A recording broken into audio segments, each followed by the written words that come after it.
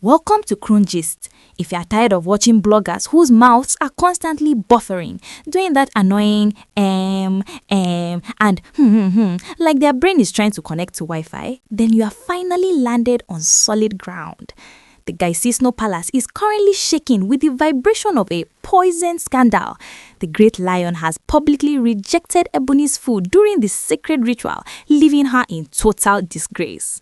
Why? Because the king's secret agents caught Ebony holding a midnight meeting with his deadliest enemies, the Igimo cult elders who are vowed to snatch his throne.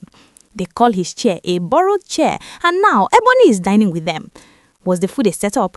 Did Yaniva's secret warning save the king from a spiritual trap? The ritual has been ruined and the palace is on the brink of a civil war. Here at Croon Gist, we don't do vocal gymnastics or stuttering rehearsals. We don't mumble, we don't fumble, and we definitely don't pata-pata when the gist is hot. We are the straight to the point, high definition and unfiltered headquarters for palace updates. If you want a blogger that gives you the raw sauce without the tongue-tying delays, hit that subscribe button ASAP and follow us. Make una sit down well and hold your chest because the matter we are carrying come today is heavier than a trailer load of trouble. There is a thick, dark cloud hanging over the Gaisisno Palace, and it is not because of rain, it is because of the bad blood flowing between the Great Lion and Ebony. The whole town is buzzing. Why did the Great Lion refuse to even look at Ebony's food, let alone taste it, during the most important ritual of the year? You see, for the Gaisisno people, the ritual is sacred. The king is supposed to go around the tables and taste the meals prepared by his wives as a sign of unity and trust. But this year, the script changed in a way that left everyone's mouth open. The atmosphere was already tense, but when the king bypassed Ebony's table like there was a danger sign on it, the silence was deafening. The report rating us at Croon Gist says this didn't just happen by accident. 2 days before this ceremony, the king's shadow eyes, his intel, followed Ebony to her family house. They expected her to be resting, but what they saw was a shocker. Ebony was allegedly holding a closed-door meeting with the core members of the Igimo group, the very people who have been giving the Great Lion sleepless nights. We are talking about men like Obi and Igimo themselves, elders who have publicly told the king that he is just a tenant on the throne, and they are the landlords who will soon evict him. Now, ask yourself, if you are a king and your wife is secretly dining and chopping with the people who want to dethrone you, what would be your first thoughts? The Great Lion was warned. His elders told him, be careful, the enemy is now in your kitchen. The intel suggested that if Ebony is meeting with these people, she is no longer on the king's side. She has become an insider for the opposition. The intensity reached a boiling point when Yanifa allegedly stepped in. Rumor has it that Yanifa approached the king with a heavy heart and told him point blank, do not touch any food Ebony presents today. She warned him that even if Ebony doesn't have the mind to kill, her desperation to get back into the king's good books has made her a target for the Igimo elders. They could easily use her to plant something spiritual or physical in that meal to weaken the king or worse. The king took the warning seriously. During the ritual, as he moved from table to table, the suspense was biting. Every wife was smiling, hoping for the king's approval. But when he reached Ebony, he didn't even stop. He didn't even sniff the air. He just walked faster like she was a ghost. Ebony, who was already pumped up by the Igimo elders, didn't take it lightly. She didn't trade with wisdom at all.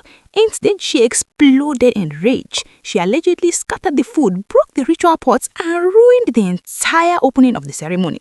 The youth were angry, the women were shocked, and the elders were vibrating with fury. The ritual that was supposed to bring blessings to the land has now been turned into a scene of violence. Ebony's audacity to scatter in royal ritual has confirmed the king's fears. She feels untouchable because she has the backing of the Igimo elders. They told her the king is a dead rat and can do nothing to her.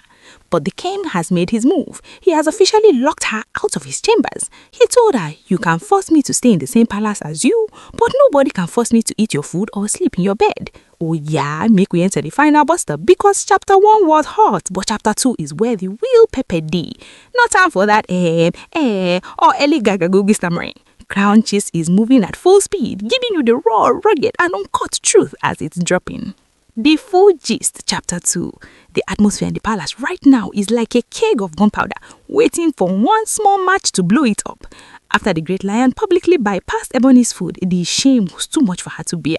But instead of her to enter her room and cry, she decided to show the king that she is backed by powers.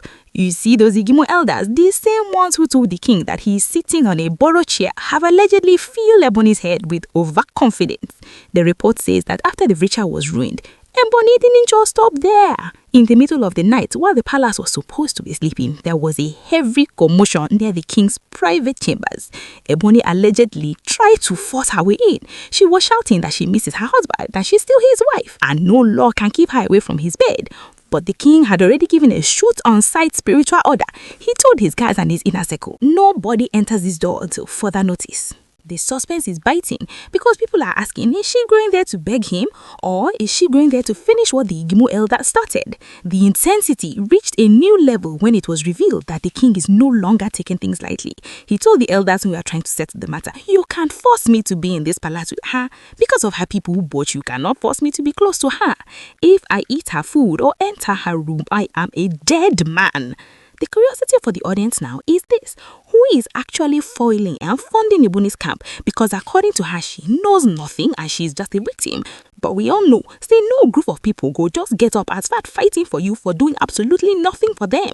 You are not a very dark man who does things for the masses. So why is this powerful cult group ready to burn the palace now just because of you? It's clear that there is a contract between Ebony and the Igimo elders, and the price of that contract is the great lion's throne. Reports say Hanifa is still standing strong as the king's spiritual eyes. She has warned him that the desperate moves Ebony is making, the crying, the shouting, the attempt to break into his room, are all part of a mind game to make him lower his guard. The king has decided to take action. He is reportedly planning a secret cleansing of the palace because he believes the ground has been polluted by the violence Ebony caused during the sacred ritual. The young people in the palace are angry. The otherwise are even more furious because Ebony has ruined the Okan festival for everyone. This year, the prayers were not finished, the food was not blessed, and the land is now in a state of spiritual confusion. Will they redo the ritual before the new year, or is the land now under a curse because of Ebony's outburst? Ebony is still bragging and she's the producer of the soil and nobody can disgrace her. But the great lion is moving like a silent hunter. He knows that a man who is warned is half saved. He has chosen to stay far from her kitchen and even farther from her bed. The battle line has been drawn. It is the great lion and his loyalties, Basom Ebony and the Igimo landlords. Abeg, no forget, say all these ones are still alleged rumors and unverified information with a trend for social media. For ground gist, we don't give you facts until it is 100% confirmed, but we give you the gist as it is, straight from the source.